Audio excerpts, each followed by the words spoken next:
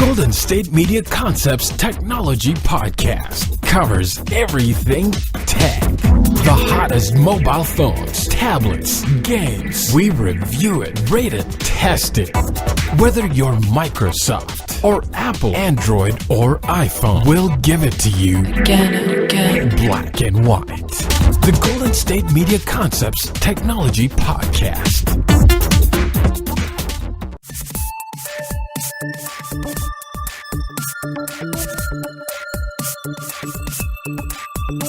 Hello and welcome into the GSMC Technology Podcast. I am your host, Tom Doherty. It is a Thursday, and of course this podcast is brought to you by the GSMC Podcast Network. We have a few stories to bring you guys today. Firstly, we're going to talk about the new spectacles brought by Snapchat, the messaging app that everybody loves to use. You can send your pictures and such. Now, they had the first generation of spectacles came out a few years ago. Didn't really sell them. I think they sold just over 200,000 units, which is pretty low for what you want if you're a big tech company like Snapchat, who probably, I think they have, a few million users. Only selling a couple 100,000 units of those spectacles is not quite what they want. But now they're coming out with these next generation spectacles that are deemed more, quote, grown up or whatever you want to say. They're more adult like, but they also are more expensive. So they do take pictures, and they are a little slimmer. But they also it sounds like they're also waterproof too. So that we'll be talking about that in the first segment in just a second. But I'm going to go through also, we're going to talk about the rest of the show. Gmail, Google has come out with a new Gmail, and it is designed to definitely compete with the Microsoft Outlook and all their different. They already do compete. Gmail is actually used pretty well, but it is designed to kind of hit Microsoft right where they don't want it, basically. And definitely something that people are going to be looking to, and there's ways to make it much more personable, and you can make the most out of it. So we'll be going through how to make the most out of your new Gmail in the second segment.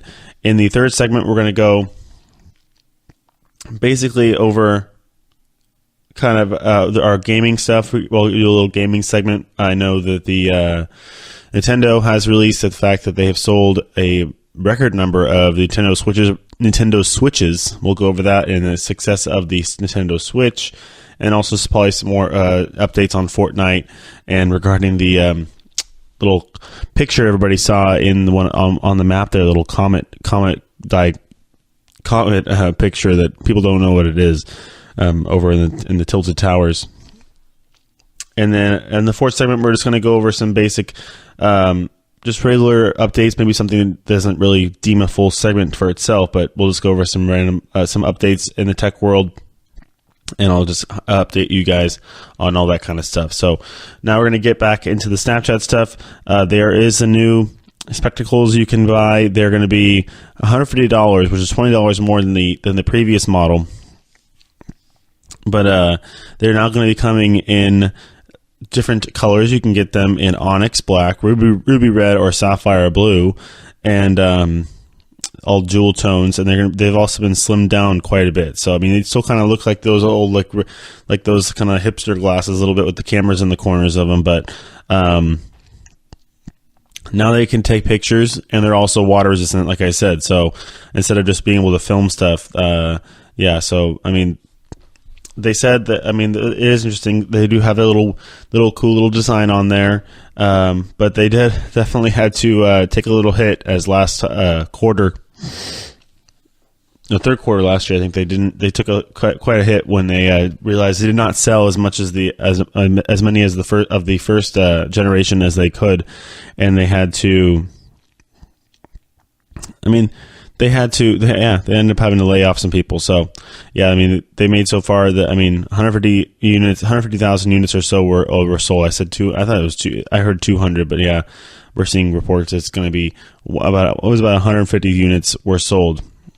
And then about half of those people didn't continue to use them. So Yeah, they kind of, they didn't really feel like more. I mean, the thing is, people were coming out and saying like, yeah, I mean, I could imagine if I was to get some, I wouldn't really wear them as a functional sunglass. I would kind of just put them on to do what I wanted to do, like with the whole recording aspect of it. They felt like more of like a toy application kind of thing versus something you'd wear every day and then use the function of it when you wanted to, like a pair of sunglasses that just happen to have a camera on them. They're more like a camera that happen to be sunglasses kind of thing. So, I mean, people, they look kind of, they just seem like sunglasses. I lose my sunglasses probably once every few months. That's why I don't buy expensive sunglasses. So spending $150 or, I mean, it used to be $130 on these things and then misplacing them or putting them away in the drawer or not even, or forgetting where they were is kind of a stinker thing. So, I mean, they're definitely going to figure it out. And the fact that, I mean, yeah, it lost about $720 million last year on this hardware. I mean, it's just hardware. It's just extremely it's really hard to do this well, especially when you're talking about something like this. You want to make it, obviously, there's design aspects to it. There's aesthetics. There's functionality of it. It all has to be wireless, obviously. So when you're taking these pictures, we're sending the first. I mean, I think now better on the second generation with the whole fact that you can take pictures. You can get them wet. You have to handle them with kid gloves more. They're definitely more durable, and the transfer speed between your phone and the glasses are definitely better. I believe with the first ones, it would take quite a while for it to get from the streaming the video to your phone the footage that was taken on the glasses, that is. So I mean, now it's all smaller design. Obviously they're able to fit, I mean, because I feel like the first model of something is always going to be like kind of bulky. This is proprietary technology where you're fitting two cameras in the arms of the glasses and also a transmitter in order for it to be have the data transferred to the phone. So I mean, now they're able to get it smaller. Basically, they found a way to get it smaller, compact it down, and that in turn makes the whole product smaller in itself, and it fits. Now it's saying it will fit more easily into get into your pants pocket, and it'll actually dangle in front of your shirt, look like a pair of real sunglasses. So they're kind of transferring it, like I said before, into sunglasses that happen to have cameras on them versus a camera that happen to be sunglasses that I want a POV view of this, so I'm just going to have to get these. I'm going to get these things versus like, okay, now I just want a pair of sunglasses. Oh, but these look cool. And, I mean, you're able to just wear them. Oh, they happen to have glasses on them. So now you can transfer. I mean, you could have, you had to connect the spectacles to the Wi-Fi, the spectacles Wi-Fi network. Like I said, it would take a few minutes to download the videos to your phone, and you have to import them in. Now it seems like they're going to be able to get them 3 or 4 times faster with these download speeds, and they have to just. I mean, it's going to be changing it. We're going to be now. I mean, it used to be you could just upload your photos to iCloud or Google Photos or whatever you have from what device you're using. You have to go into their Spectacles Wi-Fi network and be able to transfer the photos over. So it still seems kind of like annoying, the fact that you still have to do that, but they did make them waterproof. I mean, if you're looking at the two different ones next to each other, they're a little more. Yeah, I mean, if you looking at the two pictures of these spectacles next to each other, definitely slimmed down, definitely a little more chic in the fact that you're going to wear them as regular sunglasses. They don't have the big yellow circles on them like, hey, I have a camera here. I mean, you can still obviously tell it has a camera, but I mean, it's a little better. And the fact that, and also the photo resolution of the cameras has also been improved about 25%. So it's all high definition, all photo and video. There's no SD, there's no standard definition anymore. You can do a standard definition mode, but now that's all gone away, and it's all going to be the high definition stuff now. We're in 2018, it's all high definition. So it looks like that. You also can. Like I said, it's waterproof, so no more worrying about if you're in the rain or such, or if you're by the pool. You're kind of. I think that's the whole idea, is the fact that these are not only practical things to be worn. Like, I don't think you wear them like every day, but when you're on vacation, most vacations involve some sort of water or pool or something like that. Whether you're on a cruise or the beach or something. If you're on vacation, you're probably going to want to wear these because it's kind of cool. You're already wearing your. It's like, it is functional. Like I said, especially if you're on vacation. Say you go to Disneyland, and you don't have to kind of whip your phone out every time you want to take a picture. You have these camera right in your glasses. You press a button, boom, you took a picture of your buddy with his family at the Matterhorn or something. Or if you're on a roller coaster and you want to take a POV video of it while you're wearing the sunglasses, just start recording, and you don't have to worry about anything splashing at you or anything. Like if you're on the Matterhorn, when the roller coaster, when the ride's over, it splashes in that water. You don't want to have to worry about getting the water on it. So that's just an example of. So it looks like it's water resistant to shallow depths, and the company says you can safely dive into a pool with them or splash around in the ocean. So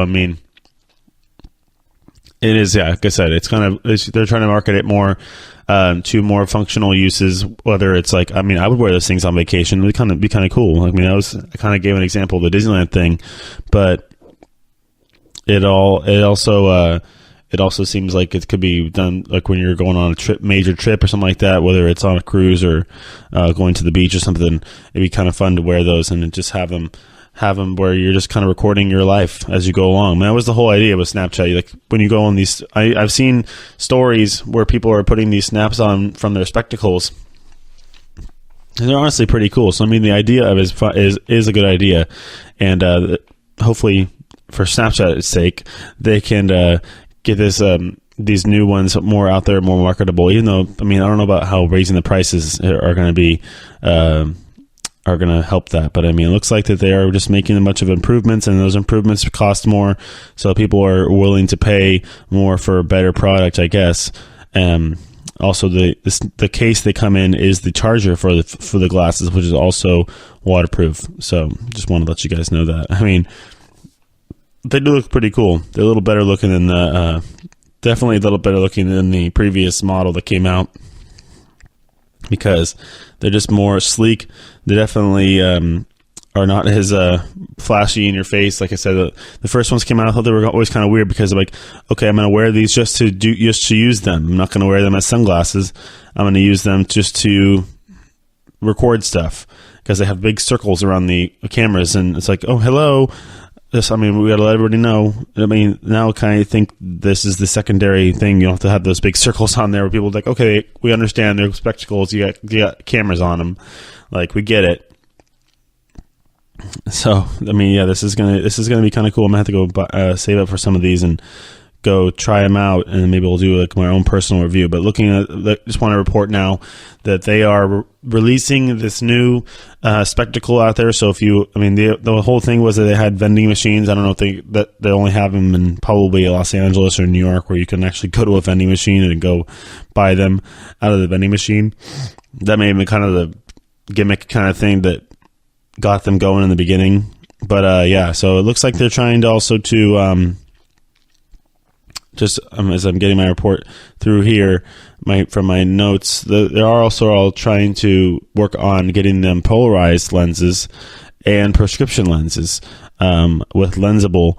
So Snapchat is also working with that company, Lensable, as they're trying to work and get them to be more available for those who need a prescription or want polarized sunglasses. So you can get them when you buy them through spectacles.com. So it looks like that's what they're going for now.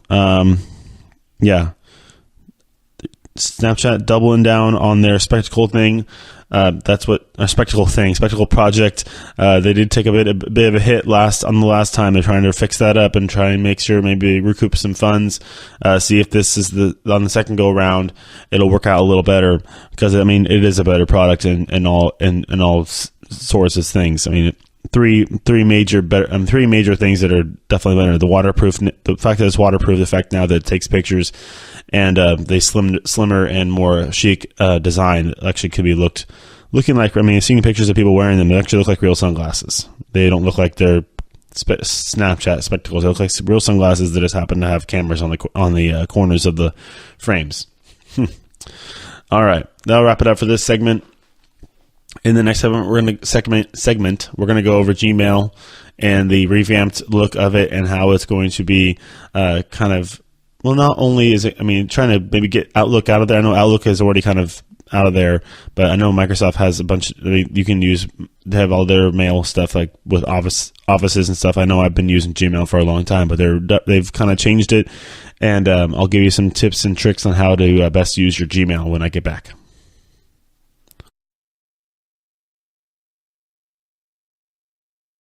Do you want to be healthier, yet you just don't know what to do? All these shows telling you this and that, but nothing seems to work. Well, listen close. Golden State Media Concepts has got something great for you. The Health and Wellness Podcast dedicated to workout trends, healthy eating habits, diet, and everything about healthy living. Join us in our banters as we help you not just live life to the fullest, but live it to the healthiest.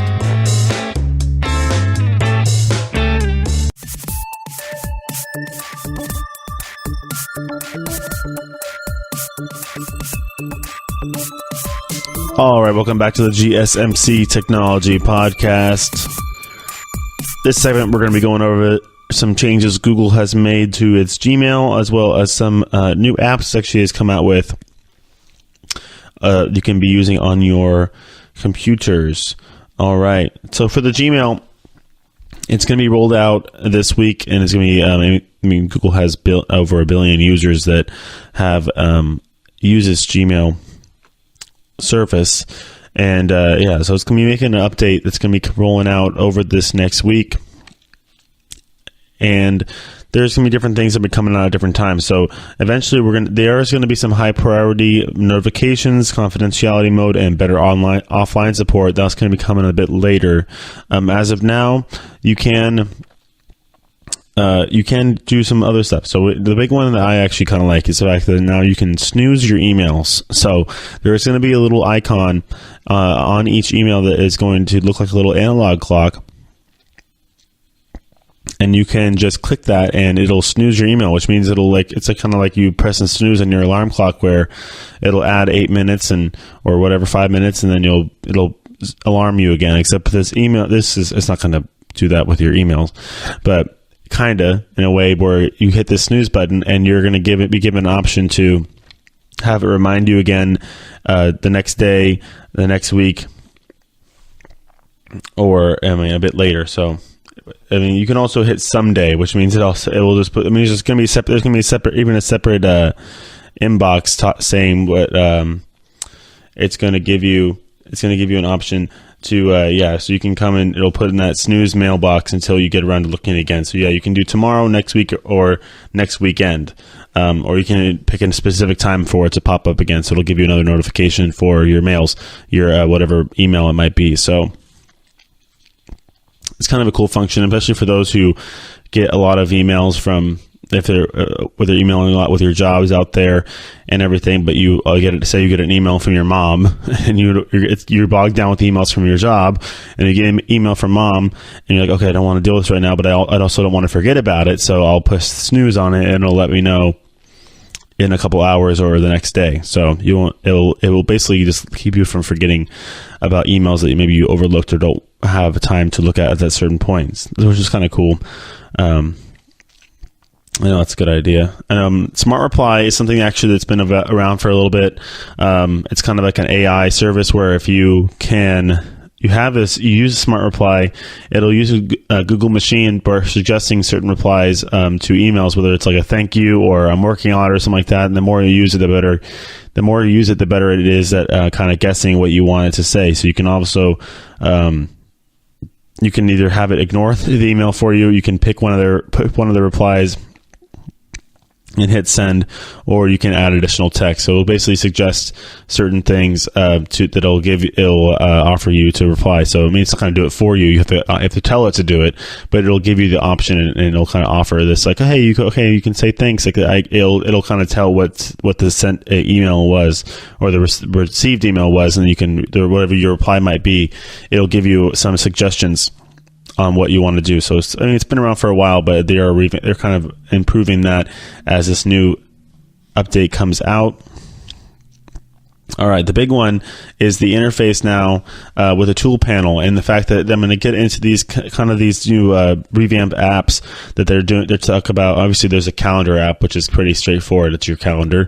They are revamping it a little more, but they also have the Tasks app and the Keep app. So Keep is kind of like it's going to be their version of like the more post-it notes or serious. It's going to be kind of a combination of post-it notes and the more in-depth, serious research note-taking programs like Evernote or OneNote. So you can now kind of combine all that stuff together, where you're going to have to be able to connect those to your email accounts, where you can just grab stuff from there and boom, okay, we're taking notes about this, boom, send it off to somebody. Or you have a little post-it note you want to send off to somebody, boom, it's done. So I'll get into the whole more about the Keep app in just a moment. And also there's a Tasks app, which is a little better now, and you can have your to-do list right at your fingertips. So it looks like that for this Tasks app, you can keep your to-do list front and center while you're on Google. So you can kind of keep, instead of having things get lost away or stuff like that, you can kind of just put your to-do list right alongside all of your emails and everything, kind of having a big dashboard of what is not. It's not it's not a big to-do app. You obviously have to make a list or something like that. You check it off stuff, but it will. It's going to be more form and function. The fact that it's going to be more you're going to be greeted with a list of tasks, basically, kind of thing, where you're going to be, instead of just kind of reminding you being A, B, C, D, E, it's kind of just like, okay, here's how to start your day, kind of thing. And so it's kind of interesting. It's more of like a general reminder kind of thing, where I know there's different apps and stuff like that on even on the iPhone or things where you have reminder apps and stuff like that. But I know people really rely on lists, and this is an interesting way for them. So, there's going to be, you can switch between different accounts, obviously, because I know people have it for work and stuff like that. So if you're using a G Suite, you can have these are obviously going to be able to be controlled by the administrator, and you can have a different where it's going to open up and give you more ways to find out what you got to do quicker. It's going to keep it all organized and everything, whether it's a separate list or you can create a new list altogether based off of what you want to do and what you are being told to do, if that's what you're using the Tasks app for. So it looks like that you can definitely personalize it the way you want, instead of whether it's all kind of integrated into itself, and you're checking it off as you do.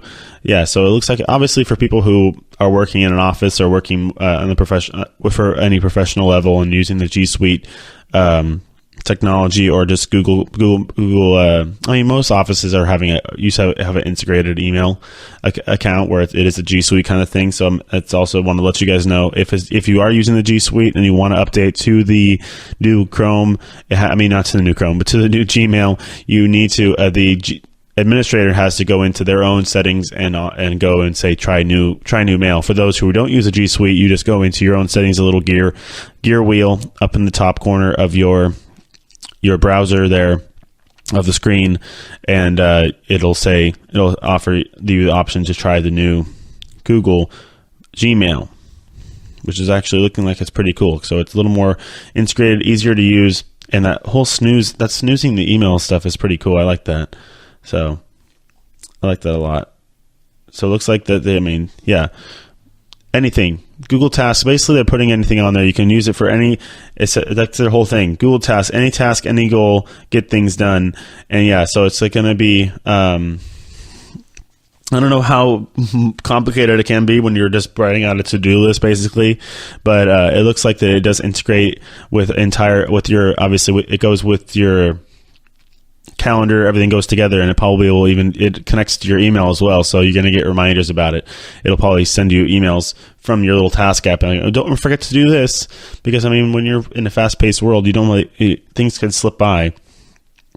And you can edit tasks from anywhere, anytime, and then sync across all your devices, and it'll integrate, obviously, with the calendar and Gmail. So, which is actually pretty cool. The fact, imagine if you have a big job or a big project, and even for students, I think this thing actually would be a really good application for students. For me, especially, being done with school, obviously, I would like to have this, because I'm not a big writing list person, but if I was able to have a calendar and then also the email account, so what it all kind of does, it does it by itself, where you're going to say somebody sends you an email with a invite on it or a due date or something like that, you can add that to your calendar, and then it'll add it to your to-do list. It'll go boom, boom, boom. It'll just kind of going all in order, which is actually really cool. And how it's going to work is, it's all seamless kind of thing, where it's going to go, okay, this is from your calendar. This is this day. You need to do this. It's going to basically put it on there for you, and that's pretty cool. So I like that idea. I like that part of it for Google, kind of making everything go right to like I said, it's going to be right at your fingertips, and it's going to be all integrated and linked. So if you have multiple devices, whether it's going to be on your tablet, your iPhone, your laptop. If you're using even a work computer, obviously it's all linked. It's all linked through your specific Gmail account. So you're going to have it for your personal account. You're going to have it for your work account. So it's definitely going to make things a little more efficient for people. It's like, okay, let me look at my calendar and then put it on my to-do list. No, it's already going to be done for you. It's all done. And even the email kind of thing. So yeah, if you have an invite from your thing, it's going to give you an option. Boom, put it on my calendar. Add to tasks for the day or for tomorrow or for the next day. So it's all integrated on there, and you can even check it like another tasks app on the interface. It even has a little calendar logo or the calendar icon where you can click and actually look at your whole week of things that you're doing. So for those who are busy and out there working a fast-paced life, this is definitely something for you, and that you want to look at, something that Microsoft has yet to kind of figure out regarding integrating it all across the different platforms. Because I know people, I know they have Outlook and stuff like that, but I'm not sure what their whole task app is. I know there's Evernote and OneNote, and that's for note taking. I don't think they have really a to-do or task app that maybe Windows or Microsoft has put forward, but Google is going to get all put on one, where especially they're going to be able to use their just Google machine technology. That's kind of what they're calling it now, and grabbing things from grabbing information and putting it where you need to see it, and where it's going to pull it up for you at the outset. So yeah, I just think that Tasks app is really cool. So it's going to so put your to-do list right in front of your face, and it isn't really a to-do app. It's kind of everything. It's a day planner. It's going to grab everything and put it in a simplified form right in front of you in a listing where you can obviously check things off, whether even if you have an appointment or have something, a dentist appointment, or have some sort of meeting or something like that, or you need to go talk to somebody about something. It doesn't matter. You can put it on there, and it has many visible options where you can get more depth and get more relief, and you won't be wasting time trying to figure things out. You're going to be putting things on your to-do list and getting things all figured out. So there's all these different ideas. I'm getting a little screenshot here of my tasks, and you can just boom, add a new task, or you can have it integrated with your it has a little review. It tells you to review something for the next day. That's pretty cool. I'll even have it on with your calendar showing when your meeting is for the next day. So say you have a meeting tomorrow, you can have it tell you to review your notes for the meeting tomorrow, and it'll tell you, okay, the meeting's tomorrow, and it'll count down the days for you. That's pretty awesome. All right. That'll finish it up for this Google segment. I'm kind of just gushing about Google, which I've always liked. I've always been a Google fan. All right. Next segment, we're going to go over some stuff with gaming, regarding the news that Nintendo is actually having a pretty good showing with their Nintendo Switch. I think they've sold, well, I'll let you know how many units they've sold when I come back. But yeah, no, they definitely have had a nice little showing with a Nintendo Switch as they continue to roll on. And I mean, I kind of went over that whole, I think I went over the Nintendo Labo stuff last time. If I didn't, I can go over, I'll touch on it a little bit when we come back. But it's really cool as it is bringing Nintendo into the kind of going back, and you can definitely make it into you're making it into a project. It's a family thing. It's not just a kid thing where you're just playing their game. It's a much more inclusive kind of stuff where this Nintendo Switch is trying to get everybody going. It's like I remember when the Nintendo Wii came out, it was kind of I know it kind of came and went, but they're trying to get back on that and make it so where not only you're playing, sometimes you can play personal by yourself, or you can put it and play with people. All right, I'll be right back with all the information about that stuff.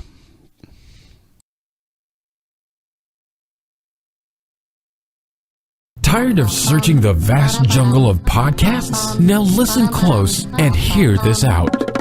There's a podcast network that covers just about everything that you've been searching. Hey! The Golden State Media Concepts Podcast Network is here. Nothing less than a podcast bliss with endless hours of podcast coverage. From news, sports, music, fashion, cooking, entertainment, fantasy, football, and so much more. So stop lurking around and go straight out to the Golden State Media Concepts Podcast Network. Guaranteed to fill that podcast itch. Whatever it may be. Visit us at www.gsmcpodcast.com. Follow us on Facebook and Twitter, and download us on iTunes, SoundCloud, and Google Play.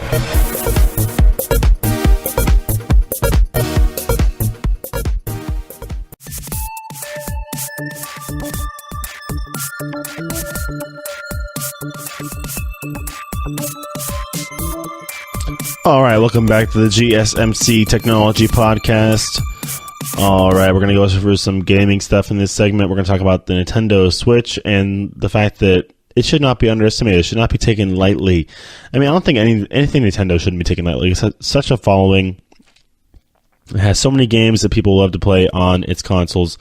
And, there's just the earnings for the 2017 fiscal year came out today. And there's a bunch of sales numbers to look at. I know this is a technology show, but it's also a technology news show. And Nintendo is a major technology company when it comes to gaming, and their sales are nothing short of impressive because they just if you're a Nintendo fan, this make you feel good because all your hard work and support has been definitely been shared across the world and been shown that Nintendo is a beast when it comes to Nintendo is a beast when it comes to just making consoles. I know the Wii came out and they did all the different kind of thing, whether it was the Wii U or the Wii Fit or something like that. Now they have a Nintendo Switch, which is like what a genius idea, honestly. Just take a second, little commentary for a sec. The fact that when I first saw this, the fact that it was coming out, like that is so cool. The fact that you are going to be given a little tablet thing to play handheld, like the Wii U, or you can pop it in the little dash and take these little things off, and all of a sudden, boom, there are your controllers. It's the fact that you get not one but two different ways of playing this. You can play it with people. You can play it by yourself, so whatever you want. So there's so many different games on this console that are now we like to play. The fact they're going to be coming out now. Pokemon's coming out with a new game. I know people are going to be playing that probably on their 3DSs, but why not play it on the Switch? There's going to be new stuff that they're going to be giving up. I know I'm going to go over some games that are going to be like the best-selling games and stuff like that from the Switch and how the different numbers are going over that, but I'll go over that in just a second. But, what a great idea from Nintendo. Never fails. I know the Wii, honestly, the Wii was the first one to come out with the whole wireless controller motion stuff like that, where you're controlling it with the little stick and stuff, and you can put it in there. It's all motion captured. motion controlled kind of stuff. I know that then it came out with, I mean, the other consoles, the other company tried to jump on that with the was it the PlayStation View and then the Xbox Connect. I mean, the Connect honestly was the one that hit probably the hardest at the end of everything. The Wii had a pretty big following to begin with. I mean, I remember everybody wanted to play Wii Sports. Are you gonna go play some Wii bowling or Wii Sports Resort? Gonna do some jousting or whatever that it's like sword fighting. It was actually pretty cool, or archery, whatever you wanted to do. I mean, it's actually a pretty cool game. So lots of different games on there on the Wii U. You can even play. I think they even had like a little mount you can put the controller in. You could play Call of Duty or some FPS is on there. So you could play different games on the Wii console. Now on the Switch, just to go over their stuff, I mean, that's the ingenious on Nintendo's part of it to come up with something like this, and it's definitely been heard, as they now have reported that the system itself has sold over almost 18 million units, which is 4 more than the Wii U sold in its entire lifetime. So 17 million units in the first year of its inception. And the forecast was 15 million for Nintendo, and analysts had a 60 million unit estimate. So, I mean, yeah, closer to 18 million there on the sales for units. That's only in the first year. Yeah, like I said, compared to the Wii U, which was only 16 million in its entire. So that's. I mean, if I could do math there, that's only. I mean, the Wii U only sold almost over 14 million, under 14 million units in its entire lifetime. I think the Wii U was just kind of piggybacking on the Nintendo Wii in itself. I don't think it was really that big of a hit, but I mean, it's kind of was the thing where you're having the handheld little gaming system like that, where it's the U, and it's connected to the TV. But this is now the point where you can kind of slide the controllers off of there. You can. And I think that was the idea, was it? People like to have things in their hands. People like to have a controller. Like, I know that Xbox Connect was trying to get into that whole, like, the no controller, all gesture control kind of stuff, where you have the cameras and stuff like that. I mean, it was just getting too expensive at the point that Xboxes are already up $400 with a game and everything. That's just one game. Unless you get lucky and get a bundle. But, and then add another, the Connect, for the new Connect, I think it was like $100 to $150 for the Connect, and that's just for a camera. So it wasn't really, people weren't seeing the cost effectiveness of it, so it wasn't really that worth it. Now we have the Wii U, where you're just like, okay, we don't really have to worry about a camera or having the motion controlled controllers. We're just having something that's going to be handheld, and then we can, if we don't want to be handheld, we just pop it we want to have a bigger screen, you pop it on the little dock, and you have it on the big screen and use the controllers separately. All right, so continuing on with the numbers on the Switch, the best-selling Switch game was actually Super Mario Odyssey. That's the thing. People love their Mario Brothers. People love that franchise of game. I mean, the next one, also was the Mario Kart 8 Deluxe sold. That was right underneath. Mario Kart Odyssey sold 10.4 million copies. Super Mario Odyssey, and then Mario Kart Deluxe sold 9.2 million copies. In the first year. That's Wii U's Mario Kart sold 8.4. So that was in 2014.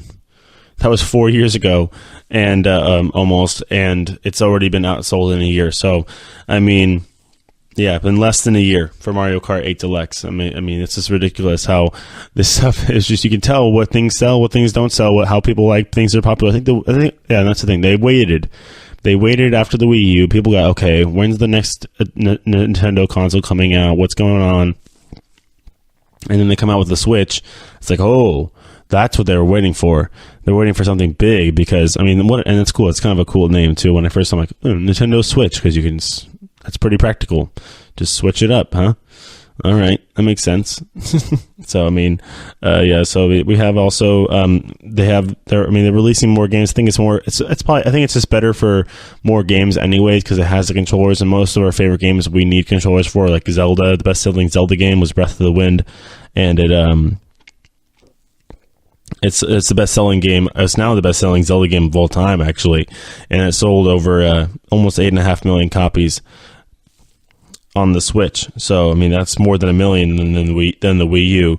I mean, yeah, the previous best-selling game was Twilight Princess for Zelda, and it was simultaneously launched on the Wii U and GameCube. That was way back in 2006. So they just broke a record that was 12 years old. And with the new console, we've had plenty of new consoles since then that play Zelda. So I mean, the Wii and GameCube. I remember I had a GameCube. That was so sweet. I love that GameCube. What a good game. All right. I mean, yeah. So I mean, there's been more games. I can keep announced that there. I mean, different games have skyrocketed. Splatoon 2 has skyrocketed since then, hitting 6.2 million copies on the Switch. I mean, Kirby Star Allies sold 1.2 million copies. The Kirby. This is the Kirby Fluff Ball. I mean, it sold almost over 2 million copies. I mean, it's just making it more. It's making it more available and more awesome to play this Nintendo Switch, and yeah, it definitely should not be underrated. All right. Okay. So actually, I don't think I went over this whole Nintendo Labo thing, which actually is pretty cool. On the Nintendo Switch, you can actually there's an app on there. I think it's a game you can get where it gives you step-by-step instructions to basically build arts and crafts that go with your Nintendo Switch. I've seen pictures of people with their Switch, like it helps them build different kinds of stands for the Switch. I mean, it's a lot of folding and a lot of pinching and a lot of different things like that to make little things with the cardboard. But it's a step-by-step thing that you can kind of work with, whether it's with your kids or with a family member kind of thing. It's all inclusive with all ages. And it's pretty cool because it just makes it so it's integrating with the game. So it's kind of making it so you have to play this. You have to get this thing if you want to play this game. Everybody's talking about it. But you have to get the Switch because it goes right with it. You can only get it on there. And yeah, it's a Nintendo Labo. I mean, it's actually pretty cool. I mean, people are making different creations with this, whether it's a little piano kind of thing that you put your Switch inside of. I've seen people with it with piano keys. And this is all with cardboard. This stuff looks really cool. Man, these are really step-by-step design. I mean, I've seen people have made a cardboard guitar. I mean, this is different stuff where it's going to be DIY cardboard construction kits, basically. So that's what they're calling it, and it's really making it all for all ages now. We have obviously these teenagers that all like to play video games. We're trying to get people maybe off the actual screen and trying to maybe use the screen to get back with using something with your hands, just dexterity kind of thing, or it's a creation kind of thing where you're being more creative and using it to actually build stuff that's more low-tech kind of thing. So it's kind of throw back to low-tech, but you're using high-tech to get the directions. And I mean, instead of I remember when I used to play with Legos, you only get so many little booklets of how many of directions to build things with. Now with the Nintendo Switch, you can get this Nintendo Labo construction kits, and it's got endless different templates and I'm trying to think of the word for it. But templates are pretty good. Tutorials. There you go. Endless tutorials on how to build different things. And I mean, yeah, it's kind of tedious. Definitely. All these reports, I've even tried it. It's pretty tedious. You got to, what do you do? Fold or raise or bend it or make a little spring out of cardboard. But I mean, all these different functionalities you're going to find and learn new things. And it's definitely something to do, cool to do with the young ones and everybody in the family. So, I mean, you got to be able to. You can even turn it. You can turn everything. The Switch can be integrated into these designs. You can slide your little screen thing into, like I said, people have slid the little screen thing into this little keyboard thing they built with the cardboard. So it's actually pretty cool, and everything's very, very much all hands on, and getting people to actually get off of the gaming, maybe get off the gaming side of it for just a second, and maybe go use your hands and learn something new. And when it's step-by-step directions, it's always pretty cool because, I mean, you need to be creative, but it's also actually kind of guiding you along the way, so you don't get frustrated. It's like, oh my gosh, what do I do here? It's like, no, we're just building some cool stuff. Everybody's got something to build, and you can kind of just make your own thing. Okay, who did it better than him? Little Johnny did it cool, made a cool little thing. So yeah, this little there's even going to be more stuff I think with this. They're coming out with this new paper version of the game. People are creating paper versions of games and things like that because they can kind of integrate the Nintendo Switch into their creations of these games and these different templates that were created from the archives of the Switch. Nintendo Labo. Go look it up if you want to make some cardboard tools and boxes and cool little piano things, or even a cardboard guitar. All right. In the next segment, we're just going to use this as our update segment. We're going to go through all the different things that have come out and different updates from today, and we're going to go through them. And I'm just going to kind of go and give my thoughts on each different thing. It's not going to be a mixed bag, grab bag segment.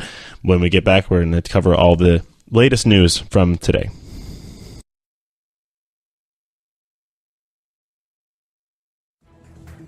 Want to find out what movies to go see? Then check out the GSMC Movie Podcast. It's your ticket to the latest movies, whether it's a new blockbuster event, romantic, comedy, or action flick. This show has got it all covered. They talk some what to go see now, don't bother, what's hot on Netflix, and everything in between. That's GSMCpodcast.com/movie-podcast. When it's all about the movies, it has to be this new show. Don't forget to like them on Facebook and follow them on Twitter. Visit GSMCpodcast.com for more info.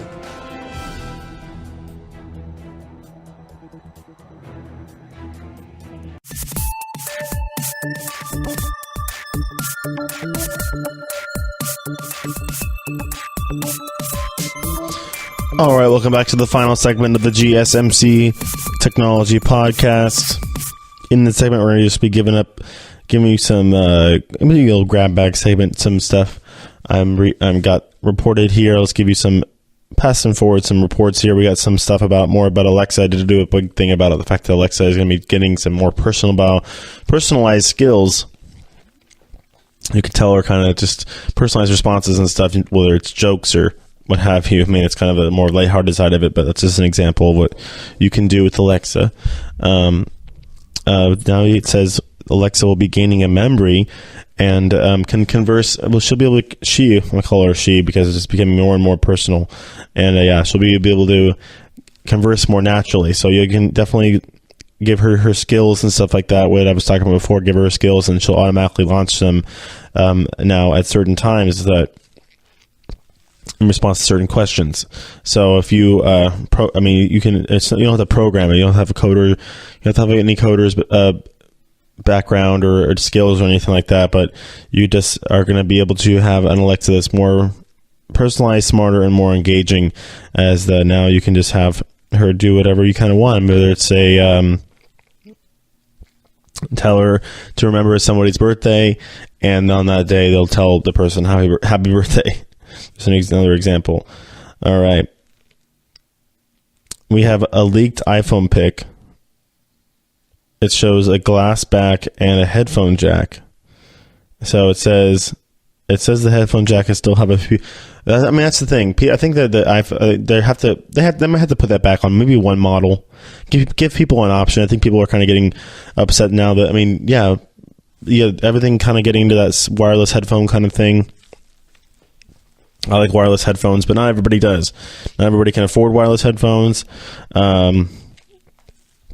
They still like the iPhone. Not everybody wants them. So I mean, not everybody has that really likes to have to worry about pairing them or anything like that. But just dealing with the nice corded headphones. Some people like the sound quality better of the corded headphone, which I can completely understand, because better with the new Bluetooth technology, the newest updated Bluetooth, it's pretty close, honestly, for my own thing. But some people have ears that are just like, no, I can't do the Bluetooth. So Apple probably lost some customers that way when it took the headphone jack off the phone and made people either have to go buy something else, which is what people love to do, go buy another accessory from us. go buy the headphone splitter, the headphone adapter to get to the put it in the lightning cable, or switch phones, basically. I mean, it's not even also the headphone problem. It's people that not everybody has Bluetooth in their cars either. Like, I don't have Bluetooth in my car. I'm lucky enough to have the little charging port that goes right into from a USB port into my with a lightning cable, and it actually plays music through it. I'm lucky enough that it has that, and I don't have to worry about putting it through a headphone jack, because I mean, some people only have like just the AUX cable capabilities, where you have to plug the cord in, and then plug it into your phone, and you don't have, like my parents in their car, same thing. They don't have the little adapter. It's like the end of the world. Oh my gosh, can't listen to music in the car. But so it looks like Apple might be getting, at least in one of the models for the new iPhone models, is going to be having the headphone jack, and it looks like it's going to be the current. Like, yeah, it's like remember they came out with the iPhone SE, the kind of like throwback to the iPhone 4 S, because people like this. People wanted the smaller phone, the more affordable, smaller phone.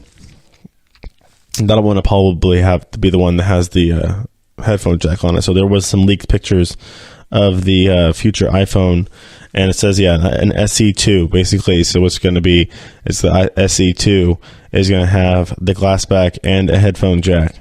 So that's going to be kind of cool. I like that fact that it's going to be more of a design just like the iPhone 5 that came out. So we'll see what happens when it comes to the wireless charging, though, which I know that you can do on the iPhone X, and I think the iPhone 8 you can also do wireless charging if you get the little pad for it. I've seen people do it, but if they got a case, or if you get a special case that actually works it. All right, news reports saying that Waze is signing a data sharing deal with an AI-based traffic management startup called Waycare. So it looks like Waze is trying to get into that market. Obviously, people are using that more than Google Maps. I like Google Maps because it has more of the real time traffic and tells me. But I mean, Waze is honestly, they're pretty cool. In fact, it's like, I think Waze got the rap where it's like, oh, that's the app that tells you where the cops are, basically. Or there's a traffic. So I mean, it's pretty functional.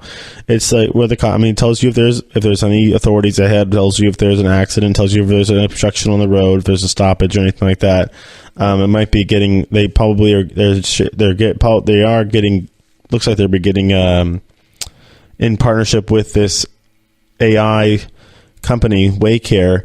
I mean, it's an artificial intelligence traffic management startup, so it's going to be getting in partnership with them, probably because it's going to be getting their technology integrated onto their system, where it's going to be more AI-based traffic versus user-based. I mean, this used to be people having to input certain things like, oh, I see an accident or something like that, versus this artificial intelligence could be mining for, I mean, they could probably search different things regarding seeing accident reports or something like that in real time, and then being able to turn them off, and when they're done, like saying when the first responders are gone, like I've seen multiple times where it's like, oh, accident reported ahead, and it's gone. It was 20 minutes ago. It's a little outdated, so it's gonna be kind of cool. It's gonna be active. As it says, the cloud. I mean, it's gonna start somewhere. Only going to start in 3 states: Nevada, Florida, and California. It's where it's going to start. So it looks like that it's going to be keeping it. It'll be integrated right into the app's usual interface, and they'll be using their data to better route your trip and get you to pass through traffic, which is actually kind of cool. Nobody likes traffic. All right.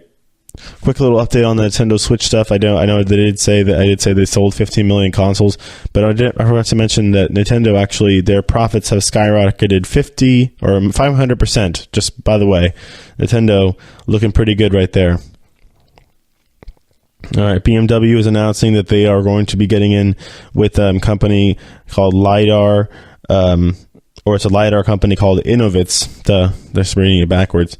They're going to be making their own self-driving cars, so it looks like BMW is going to be getting in on the old self-driving car game, which is the first. It looks like, I think, other than Tesla, I mean, which you can call Tesla a luxury luxury car, but one of the old boys in the luxury car game are getting into the self-driving